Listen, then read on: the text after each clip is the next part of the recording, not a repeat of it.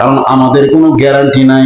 কিন্তু 41 সাল পর্যন্ত যারা গ্যারান্টি দিছিল ভাই, ওরা এখন বিপদে পড়ছে, ভুলে কারণ তোর হায়াতের যদি গ্যারান্টি না থাকে, এখান থেকে বাড়ি যাওয়ার গ্যারান্টি যদি না থাকে, তাহলে 41 সালের গ্যারান্টি কিন্তু নাই। আমি কি কোরআনের বিরুদ্ধে ওয়াজ করছি ভাই?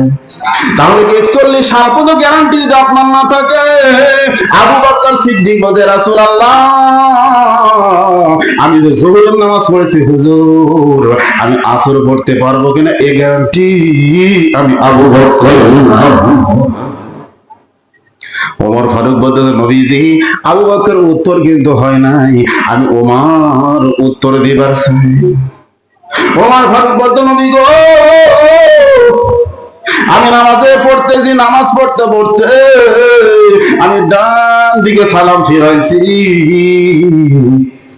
বাম দিকে ফিরাবার পারবো কিনা আমি ওমরের গ্যারান্টি না।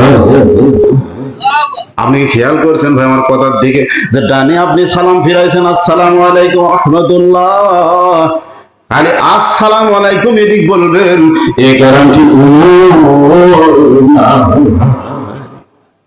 ওমর ফারুকের কথা শুনে নবী মুস্কি মুস্কি হাসতেছে, কারণ নবীর হাসা ছিল ভাই, মুস্কি মুস্কি হাসতেন।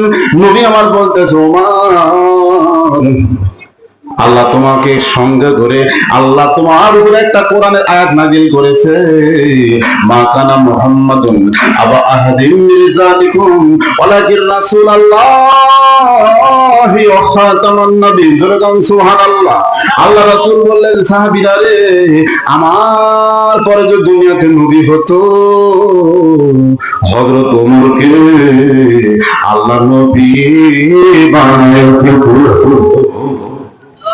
সে নবী হওয়ার যোগ্যতা পাইছে ভাই। আর আমরা ও যতই বড় হুজুর হই না কেন, আমরা কি নবী হওয়ার যোগ্যতা পাবো? যেরকম এই উমরের মতো আমাদের বাংলাদেশে নেতা দরকার ভাই। যদি উমরের মতো নেতা আমাদের বাংলাদেশে হতো, তাহলে আমাদের বাংলাদেশটা জান্নাতের দেশ হয়ে যেত।